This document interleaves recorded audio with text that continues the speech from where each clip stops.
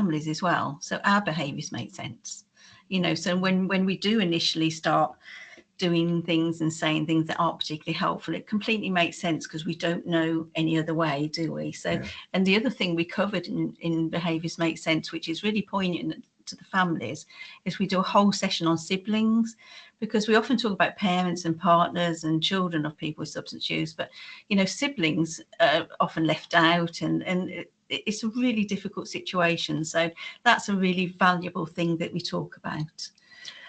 And then recovery is a process. That process isn't a linear process. You know, people bounce backwards and forwards. And what families find really crazy is that sometimes the consequences of our loved one's substance use are causing them problems, and they never want to use again. They're drug dealers, chasing for money and all that sort of stuff. The next minute, you know, cannabis is the best thing since sliced bread, and it cures everything. I've been on the internet, I've listened to the experts. So that ambivalence drives us as family members crazy, because we can't seem to sort of make any progress with them. But what we do in our group is we work with that ambivalence. We use the motivational interviewing and look for the change talk and sustained talk, and we reinforce the change talk. So we can sort of train families to tune into that ambivalence and make progress, which is just wonderful. Thanks, Dave. If there's any questions at the end, please do. Yeah. I'll just go to the next slide. There you go, to the next slide, Dave. Yeah. So the next bit is awareness. As I say, we have to look at ourselves in the process.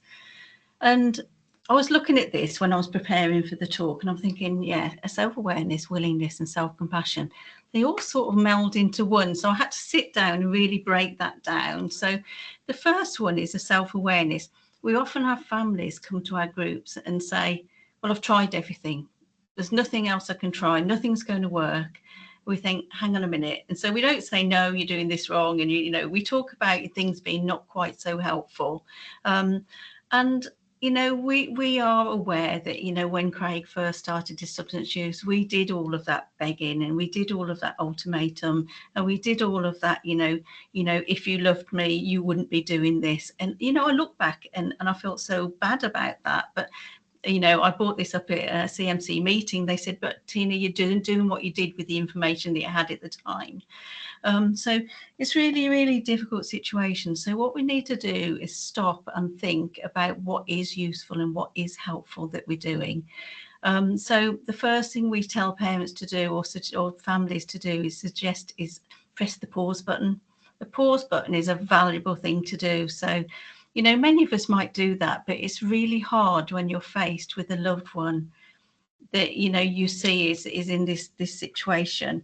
So we have to find ways that work for us to press the pause button. So that might be moving away and doing your breathing exercises. It might be moving away and doing your meditation. It might be, what was the other thing, Dave? I know I was going to say something else. I always dry up. I must apologise. I would just throw in the 5 steps to well-being. Going for a walk, yeah, 5 steps for well-being. Whatever works for people. And then we sort of do the self-reflection, and we think, you know, actually, if I'm going to speak to them like that, what do I expect, you know? Because if we find that we're sort of, it is called invitation to change, not ultimatum to change. So they certainly don't work. So what we have to think is, you know, what is a better way of speaking to our loved ones, you know? And sometimes I'll ask in the group, when somebody says something that they said to their loved one, I'll say, well, how would you feel like if they said that to you? And they say, oh, it's not very nice, is it? But we do it in the kindest, most, you know, appropriate way, don't we? Yeah. And the thing that I was talking about with an example was many, many years ago, our son, when he was in the depths of his polysubstance use, you'd go to his flat and it was a disgrace, and you know, you didn't know what was clothes and what was food, and he was really self-destructing in front of our eyes. And I used to get really, you know, I am a really, my value is I'm a really kind, giving person, and I will really help anybody do anything. But I was getting so frustrated, and I was thinking, surely he can pick his food up, surely he can pick his clothes up, you know. And it's more than the old teenage mess. It was scary. And then years later, as I learnt better, we went to his house, and I thought, look at his house. Isn't this sad? Because, you know, this is the state of what his mind's in at the moment. How am I going to expect my son to tidy this all up when he's feeling so poorly. So, you know, by showing our compassion and supporting him with it, instead of sort of being judgmental and being punitive, it really, really helped. So the willingness, I will move on. The willingness, they liken it to a coin. On the diagram, you'll see it as a coin. And a coin's got two sides. So on the one side of the coin, it's our values, what we want to be, what we believe we want to be. We want to be kind, we want to be compassionate, we want to be loving and as helpful as we can be. But on the other side are all those painful feelings. So all the painful feelings, you know, the anxiety, the depression we all experience, the fear, the anger, you know, I've just mentioned frustration. And the willingness is to pick up that coin if you want to support your loved one and actually be prepared to, you know, with the love comes the pain. And the other thing about the willingness is to accept it is as it is. So acceptance is a huge thing. So I guess that's where we're going with the acceptance and commitment therapy, isn't it, Dave? And the acceptance is all, the willingness is also to be willing to start that change in ourselves, and to willingness to actually engage in all the various, you know, the tools and the strategies that we learn. The final bit of this section is self-compassion. So I've described how it affects families is, you know, we've both been off sick, we've both been under stress, we've both had counselling. So, you know, it's, you know, I think most people that in our group understand what that's like.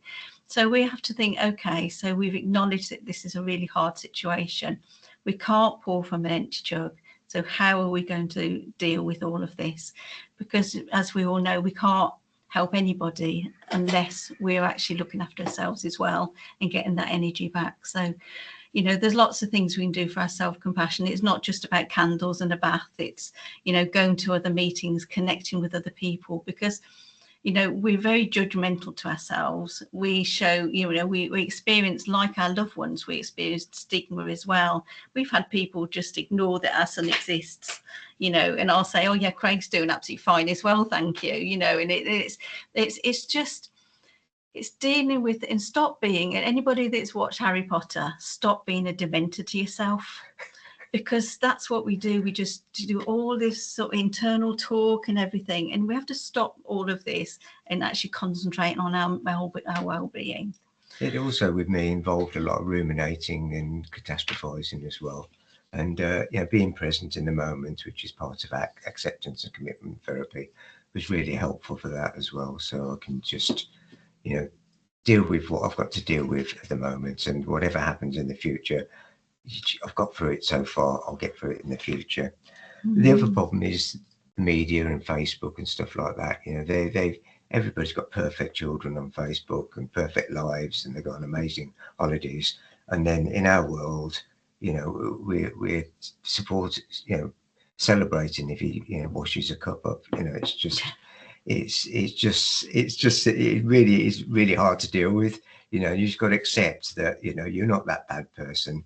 You know, we adopted both of our boys, and I'm adopted myself. So my value is that, you know, I want to be a really good dad, and it really unhinges you when your loved ones are struggling so hard.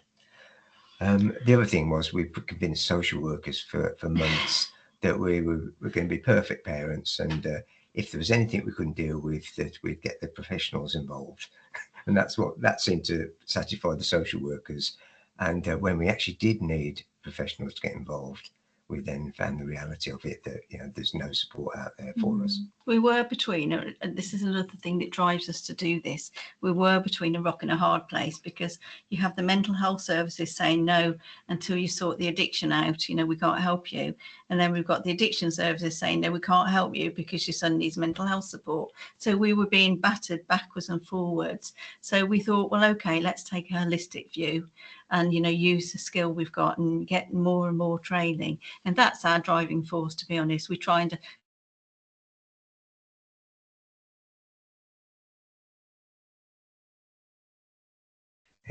Is that okay? Yeah, you can hear us again. Do you want to move on to the last section, we'll move Dave? On. Yeah. And oops, I need to focus on that. There we go. This is a bit I like, because I'm an engineer, So when I went into some of the older meetings where they said, right, there's nothing, you're powerless over addiction. There's nothing you can do. Are you okay? Can everybody hear me still? Dave, we can hear you, but if you think you've moved your slides on, they haven't moved on. Oh, right, okay. Okay, I'll So stop it still sharing. says number 9 out of 12. I think you were saying. Right, We'll stop sharing and we'll start share again then. Lovely. Yeah. Go Stop to 10 of 12. Okay. That should be the one. Can you see slide 10? Actions now? Hasn't Not opened yet. out of 12. Could you? At the moment, nothing is showing. It's blank. Oh, that's Oh, interesting. Okay, let's try again. If not, we can talk through it and we can send the slides out to everybody. Yeah, they're actually showing this end. Sorry to interrupt, but I have a backup file here, so I can share and present it. Fab, that would be great. Lovely. Thank you. Lovely. Thank you, Emmy. So we're on 10 of 12. Yeah. Just give us a shout and that's it. Perfect. It's up now. Lovely, thank you. Sorry about that. Okay, so the action things, Dave, this is what people really want to know about. This is the bit I like, because we originally told that, well, you're told in general by the recovery services that, you know, your family members, you're immediately accused of being enablers and being treated as part of the problem. And I didn't want to hear any of that. And then we went to a support group and they said that, you know, the same message came across, you know, you've got to keep out of it and let the professionals deal with your son. They know best. That didn't fit in with my values as a dad. So communication. So communication is the thing that's made the biggest difference with me.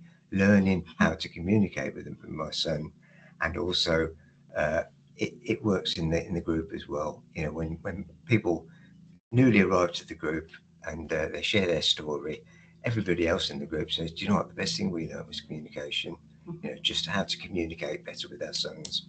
So that's around sort of motivational interviewing, isn't it? But basically, a key message we give people to start, the very first thing we do when we start communication is, the CMC call it the love, don't they? So the L is the listening. So many times we've got the writing reflex or the expert trap, and we're telling them what to do, and we know what to do, and we'll organise this appointment, we'll do this for you. And no, instead we try to listen to understand where they're at, so we walk alongside them. And as Dave just said, we talk about motivation interviewing. Carry on, Dave. And we're not talking about motivational interviewing at counsellor level. You know, we're not that we're not that clever. But the basics of motivational interviewing are very easy to learn, and they make a huge difference at the level we do it at. So we use the motivational the yours system. We use the change and confidence rulers. Those sorts of things. Families absolutely love those. And we learn how to set boundaries, you know, by using the SURF. So we're being very specific, breaking it down, understanding, being responsible as well. Another thing that families find it quite hard to do to start with is, you know, saying, well, actually, we may be responsible for probably escalating this situation. So that is such a valuable tool to do. And we spend, I mean, I don't think we're doing it justice here at all, because we usually spend 4 or 5 sessions on communication, and that could be practicing and talking and everything. So, and the next bit is really good because it's behaviour tools. And another question we get asked is, why should we reward our loved one when they're using substances and behaving like they are? But what's the saying? You catch more honey, more flies with honey than you do with vinegar. So, Dave, do you want to talk about? Yeah, I like this is another one where I like the icon. And the analogy there is, if you've got a garden, you're going to get weeds. So you've got your beautiful flowers you want to grow, but the weeds are growing as well. So you could say that you might have 2 options: stop watering the garden so the weeds die, but then your flowers die, or water the garden so your flowers grow and then the weeds grow. So what behavioural tools are about is just watering the behaviours that we want to see grow, and not watering the behaviours we don't want to see grow. So all the negative behaviour around substance use, we just accept that's there. We don't encourage it. We allow it to happen. Don't get involved. But any change talk or any positive behaviour we absolutely reinforce. And to be fair, we're competing with the dopamine levels from substances. So we're not talking about, you know, it's going to change overnight, but that drip feeding of positive reinforcement for anything that they do, you know, even if it's, you know, putting the cigarette ends in an ashtray, you know, whereas they used to just chuck them everywhere. You know, those are the things we sort of we reinforce. Mm-hmm. And then we talk about the allowing the natural negative consequences. Now, that is not punishment. That is not setting ultimatums. That is allowing things that, you know, an example I will briefly give you is it was our other son's birthday, and our other son, our older son, rang up and said, I'm getting palpitations because I've taken something. He said, I've rung an ambulance. I said, brilliant. The ambulance men will look after you. And it sounds really harsh if you haven't been there, but you know, after years and years and years, we just had to do this. And then later on, he was okay. I'll just briefly say that. But I said, if the doctors need us, we'll be there, Craig. But I said, you know, he said, oh, Mum, can you come over? I'm lonely. And you can imagine my response. Now, in the old days, I would have responded very negatively. I just said, Craig, I said, you know, I've got a choice. I can spend the day with your brother, whose birthday, or I can come over to you after you're taking substances. What shall I do? He said, I'd stay at home. And then the QE in Birmingham is a, what do you call it? It's sort of military A hospital, military isn't it, as hospital, well? teaching Yeah. hospital. And he had a lady in full uniform, in full camos. And she basically said, if you ever come in front of me again and use that drug that you've just been using, there'll be so much trouble. And believe you me, there was, to that day, he never touched it again. So we allowed those natural negative consequences. Just an example. And the other part of that is if Mum and Dad had been there, that wouldn't have happened. No. You know, No. so, you know.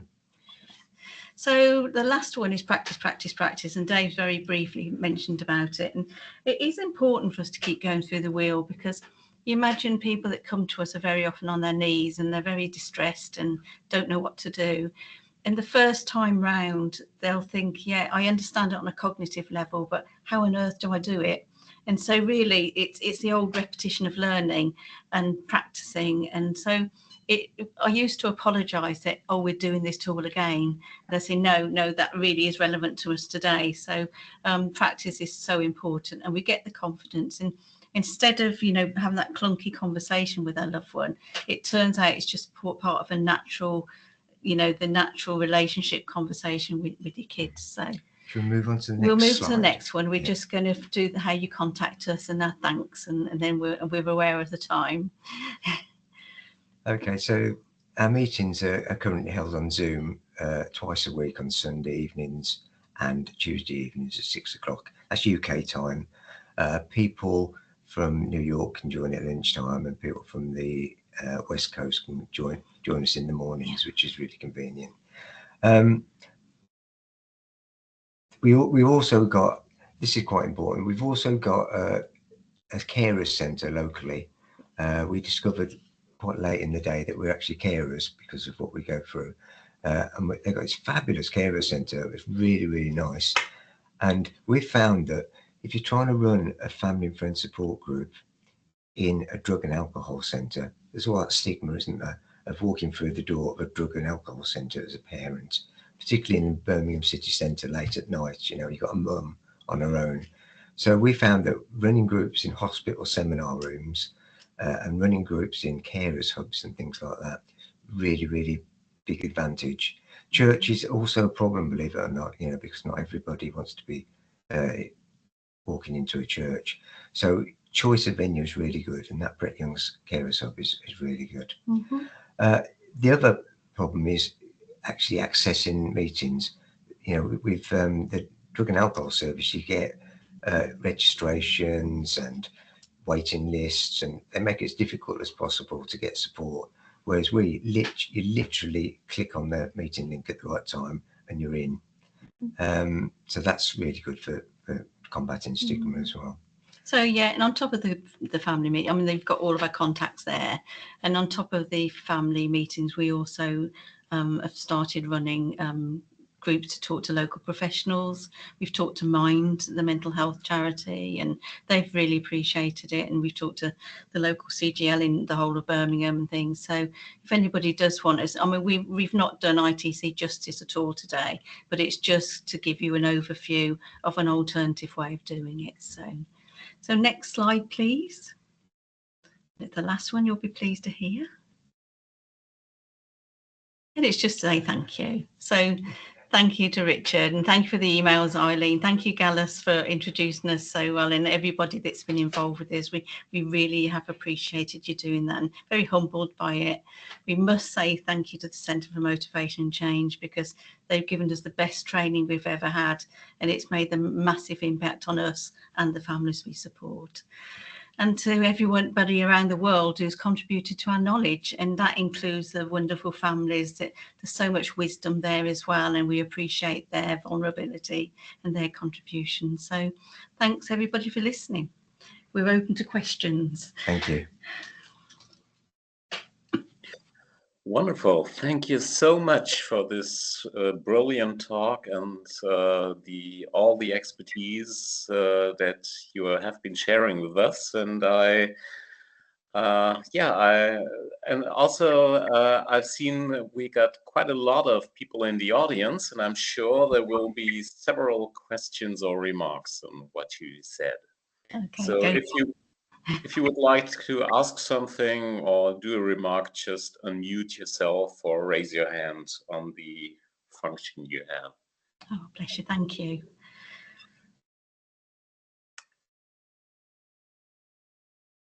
Well, since no one has done so far, I might take the Denise.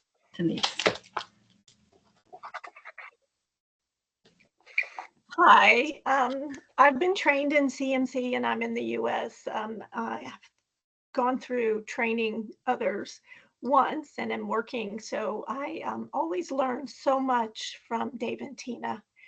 And thank you so much for offering this. I have a question, and I hope this is okay to ask, but you said your son is in recovery now for 5 months after 16 years. Mm-hmm. So I have kind of a similar situation with a family member. So it's been a number of years. When did you start seeing, or how slow was the change, or when did you see things starting to turn around? Wow, that's a really yeah. Thank you for your lovely comments, Denise. I really appreciate that. And yeah, it's a really good question, because the first 4 years of our journey with him, we had no help at all, and we were on our knees. The next 4 or 5 years,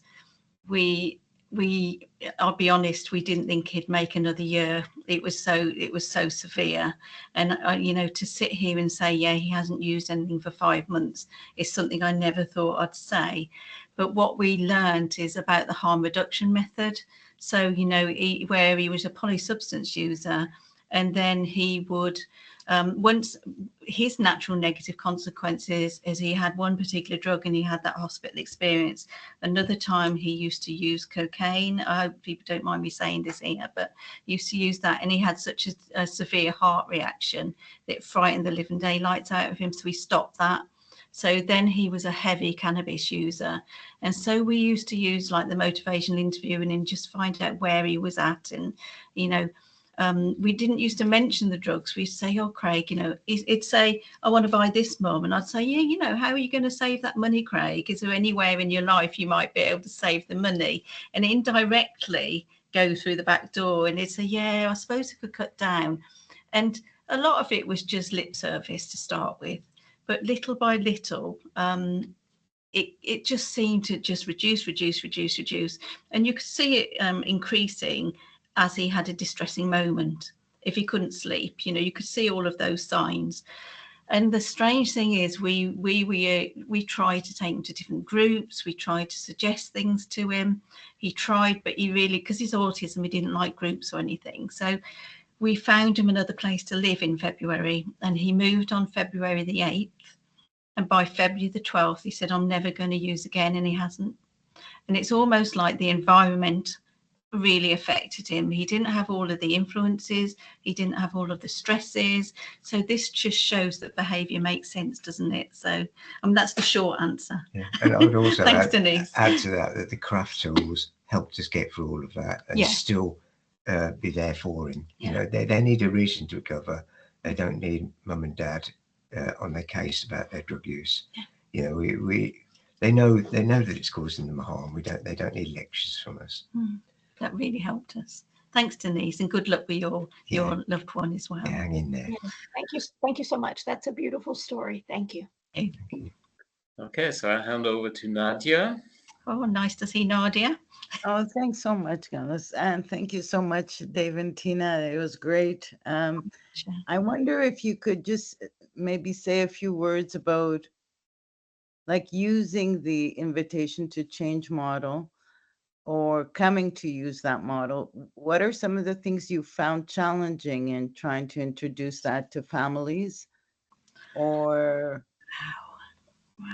if you have, I don't know if you have or not, but I wonder what you think. I think because we'd come from running smart meetings and craft and everything, it wasn't like we were learning something new from scratch. It was, you know, a continuation and improvement of what we already know, what we already knew. So we found the tools were just a lot easier to use, and they sort of fitted in with the way we wanted to run the group. The Centre for Motivation and Change gave us a lot more flexibility than working for recovery services, where you've got to do it their way, and I found that really helpful, the flexibility and the way we could just bring Dave and Tina into the meetings rather than trying to be Dave and Tina facilitators, you know.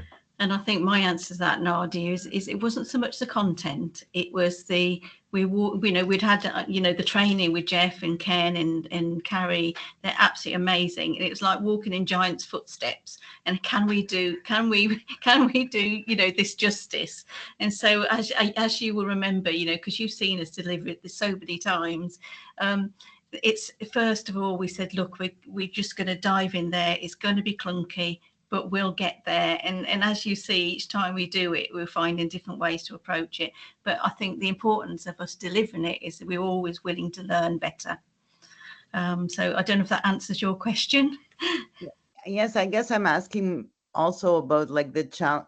What do you think that the people that come to the meetings, what do you think some of the most obstacles that you feel you encounter with that model, and the response of the families that are struggling? Like, do you notice a pattern? I think that I mean, I don't know if you've noticed it or observed is we've got all of these amazing tools. Let's learn how to do the communication. Let's learn how to do this. But as I say, and in looking at that wheel, it seems very simple, doesn't it? But when you're dealing with somebody that's switching off or refusing to acknowledge there's a problem, or all of those things, Nadia, which I know we're all aware of, I think it's very difficult to do that. So I think our go-to is, let's not just talk about their drug use and things. Let's not talk about their substance use or their behaviours. Let's connect with them in a different way. Again, I know that that's really hard if our loved ones are refusing to connect with us. So I think that probably is one of the biggest challenges. A challenge for me is that when somebody new comes to the group, you just want to tell them everything. Yes, definitely. you really want to tell them everything, but you've just got to hold back and listen to their share and think, what's the most important thing? Or ask them, what would you like to leave with today? What's burning question? Mm-hmm. And just focus on what they need at that time, and hope they come back and learn the rest of the stuff. But there's so much good stuff. It takes a while, doesn't it? The challenge is keeping to the 90 minutes, as you know. I think our record is 3 hours. So I think we're finding that, we just want to help everybody in the room. And I'm always getting told off by my husband saying, no, Tina, we can't go on 3 hours. We're exhausted and we're overwhelmed. And I think that's another challenge for me as well, Nadia. Yes. Thank you for your question. It's lovely to see you. Okay, so Richard and then Tina. Right. Well, I've got not so much a question, but I've got a few points I wanted to make. I mean, the first thing was just to thank you both very much for an absolutely lovely presentation. I can see why your groups are very popular, as your presentational style is really, really lovely. And I thought that you present as a couple so very, very well, and you bounce off each other and pull each other back in a lovely way on focus. And so it's just, I thought it was just really great to see. It was a masterclass in how, as a couple, you could present things. So thank you for that. The second thing I wanted to say was you were mentioning about with your own experience, your own son, and how changing accommodation seemed to be such a big issue, a big positive force. It just reinforced for me this issue of one size doesn't fit all, because you constantly hear from people that geographical cures are not a good idea, and blah, blah, blah, blah. And that's true for some people, and it's not true for some people, and it's all context dependent. And what you found that was a very big motivating factor for him. It might not be for somebody else, but so the one size doesn't fit all is so important, both for us as family members and for us as people with problems and so on. The third thing I wanted to comment on was your experiences in California, New York, Finland, and Dudley, and how interesting it is that people talk about people not being prophets in their own land, and I very much understand that. I mean, you know, we developed the 5-step method here in the UK, and it's been taken as a national scheme in New Zealand and in Holland and in Ireland, and hardly anyone relatively does it in England. And why is that? It's very difficult to understand. People obviously who try it find it very helpful, and yet your experience was you couldn't even access a group for it, even though it was down the road. So I'm not surprised really that people are less enthusiastic in Dudley, not because there's anything about Dudley, but somehow, I mean, things seem better when they're brought from overseas sometimes. It's a very odd conundrum. But I'm glad that people in California and New York and Finland and Australia and everywhere else in the world are realizing what a great job you're doing. And the fourth thing I wanted to say was about attribution. And I think it's very interesting. Normally, with families, people take the success as being something to do with themselves. Oh, yeah, my child's done really well. They're at university, blah, blah, blah. Aren't I a good parent? Oh dear, something's gone wrong. It's because they fell into the wrong company. And, you know, so people make attributions which are non-internal. Except perhaps in the addiction field, where I think family members and particularly parents are extremely good at taking personal responsibility for things which go wrong in their family in a way which is very unusual in the other areas. So I think the fact that you very positively challenge that and help people realize that they can't take responsibility for other people's behavior, and it's not your fault in the same way as if your child as well, you might be able to take a little bit of pride in that, but basically they've done it themselves, and maybe you've managed to create the right background for them to do it, but they've done it, you haven't done it. In the same way, if things have gone wrong, you haven't done that. And I think that's really important for family members and parents. It's one of the most difficult lessons there is to learn, but I think it's a really important one.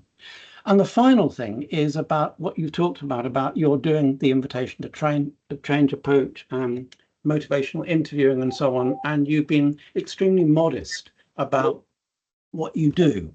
And you've said, you know, of course, we don't do it like the real people do it, like the professionals, but, you know, we just do a bit of it. But I mean, I think we've got to realize that actually the skills you're talking about are not rocket science. Motivational interviewing isn't rocket science. None of the skills of care and compassion are rocket science. What's important is actually doing them. And you're demonstrating that if you approach these things, I mean, some of you will know that I spent a lot of my life training lay people to offer counselling and helping to other people. And it's always a joy to see how people don't have to have very highfalutin professional training to be able to offer high quality therapeutic help. So you don't belittle what you do. What you do is really marvelous. That's my 5 points. I'll shut up now. Oh, bless you. I'd love to respond to them all, Richard, but I've forgotten half of them, but I know they were all really, really lovely. I was going to say something, about creating that positive environment. I think is really something we do stress to families, and you know, and that's why sometimes walking away is the kindest thing to do.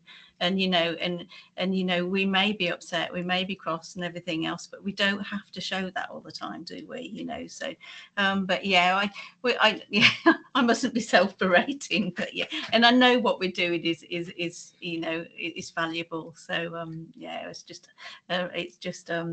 pre-nerves, isn't it? So, Yeah, but thank you for those lovely words. It's really kind. I also agree with you that, you know, the recovery services do underestimate the ability of family members. You know, and we're not a group where we sit and read the Beyond Addiction group chapter by chapter to people. They're perfectly capable of reading those books and then coming back to our group knowing more about it than us.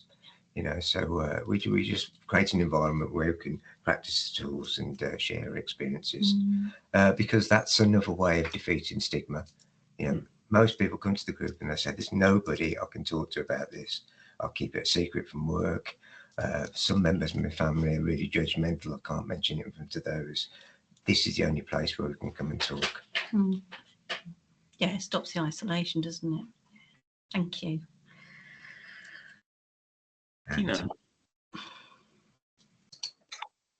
Hi. Hi, Tina. Tina and Dave. Wonderful, wonderful people. I just wanted to say, you know, I stumbled across Dave and Tina's group over a year ago. My son has really struggled for many years with different addictions.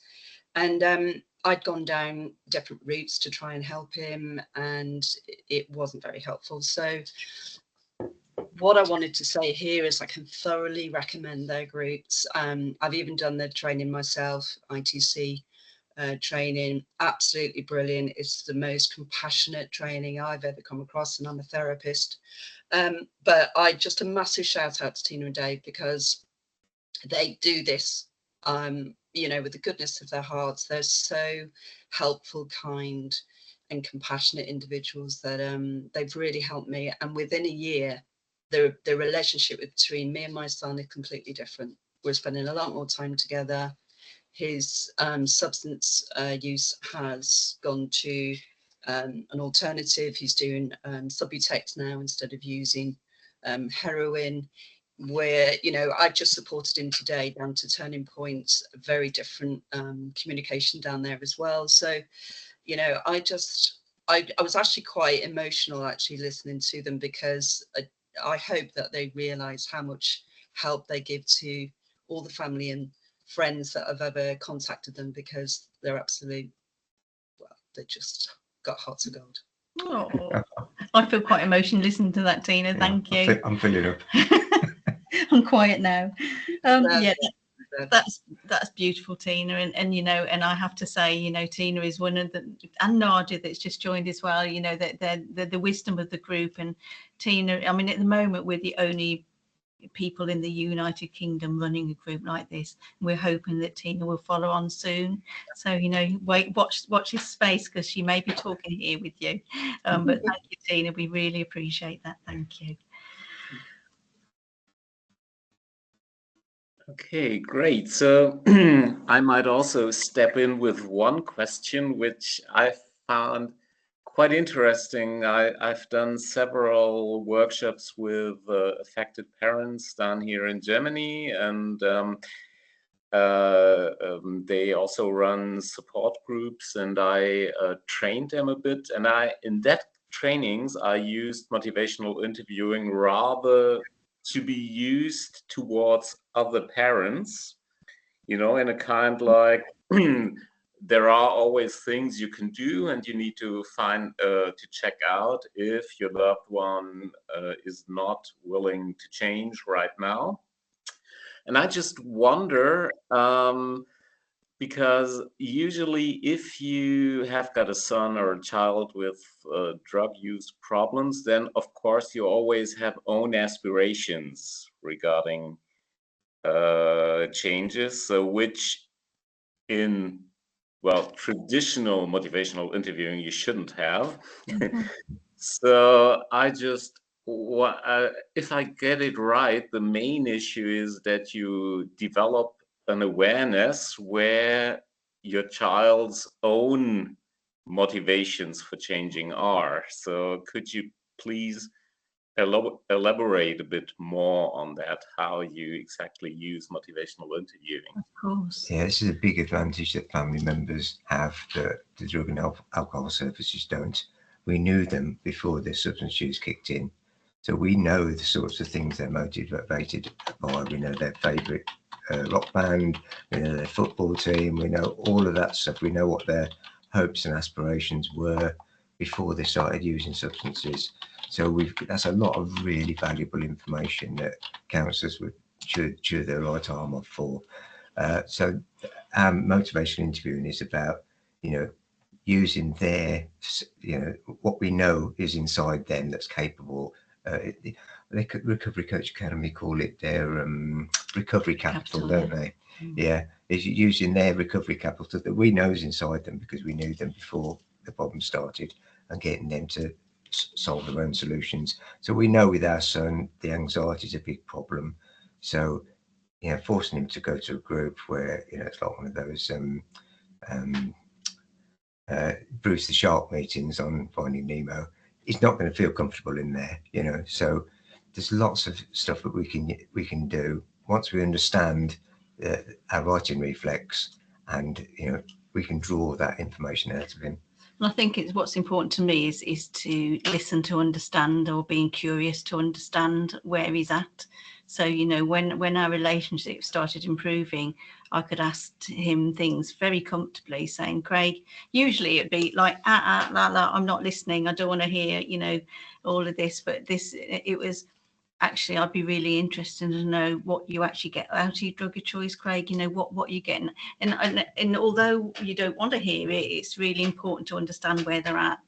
And then I can go on to the next question, and I can say, so are there any, downsides to it, do you think? And he's, oh, yes, Mum, yes. And, I could write a big list. And ironically, he identified anxiety, it helps, and anxiety is a downside. So, I could look for that ambivalence with him, and I can really work on that. And, how do you think we could move forward without your drug of choice? And, and it just works a treat with him, doesn't it? It's taken us a long time to get there.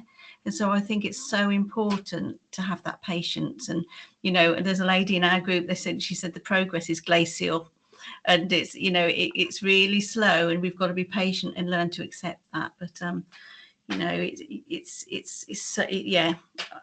I've got it with him now. You're working at it, aren't you? Tina's, it's like motivational interviewing. People, you can try training people in motivational interviewing, but some people just got it naturally, haven't they?